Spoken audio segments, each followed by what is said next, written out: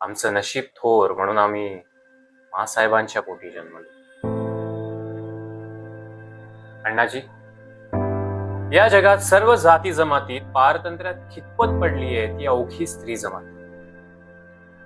आणि या पुरुषांनी या स्त्रियांभोवती अशी काही अदृश्य तटबंदी उभारली आहे की फारच थोड्या या बहिणींना कळतं आपण पारतंत्र्यात आहोत. या स्त्रीच्या पारतंत्र्याची जाण आणि या स्त्रीच्या आत्मसन्मानाचं भान फक्त आणि फक्त मासाहेबांनाच. अण्णाजी, अहो परकीय सत्तेच्या जोखडाची जाणीव आम्हाला फक्त मासाहेबांमुळेच. आणि स्त्री शक्तीचं बळही आम्ही मासाहेबांमुळेच ओळखू शकतो. म्हणूनच कदाचित आम्ही आई भवानीचे भक्त झालो असो. आम्ही आग्र्याहून सही सलामत सुटलो तेही मासाहेबांमुळेच. आमची वाट पाहणारे मासाहेबांचे करुण डोळे आम्हाला सतत दिसायचे. आणि गाईकडे वासरू ज्या आवेगाने धावतं त्याच आवेगाने आम्ही आग्र्याहून निसटलो आणि थेट रायगड गाठलो.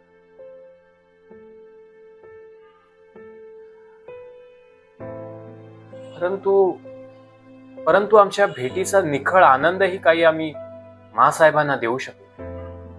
अहो इतकेच नव्हे तर शंभूराजांच्या परतीचा मार्ग मोकळा व्हावा यासाठी शंभूराजांच्या जिवंतपणी आम्ही घातलेलं शंभूराजांचं श्राद्ध सुद्धा त्या माऊलीला उघड्या डोळ्यांनी पाहावं लागलं. हे सारं दुःख पचवून आम्हाला स्वराज्य बळकटीचं काम सुरू ठेवता आलं ही मासाहेबांमुळेच. नेकीचे नेकदार स्वराज्याची इमारत उभी करताना खर्ची पडले.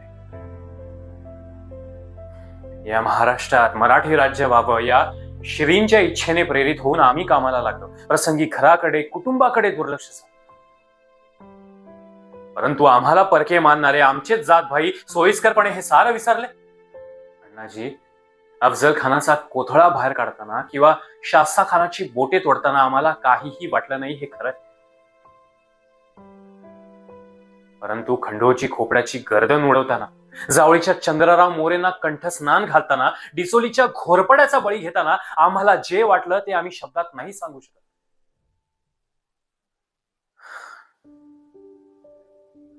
आमच्या मनीचं दुःख आम्ही मनीच टाकलं. क्षणभर का होईना मराठा तितुका मिळवावा हे समर्थांचं बोल व्यर्थ ठरलं. सत्य काय ते फक्त आम्ही आणि ती कुलस्वामिनी तुळजाभवानीच जाणते. अण्णाजी, आता रयतच जर हा अपराध मानित असेल तर सारच संपलंय. अण्णाजी, सारच संपलंय.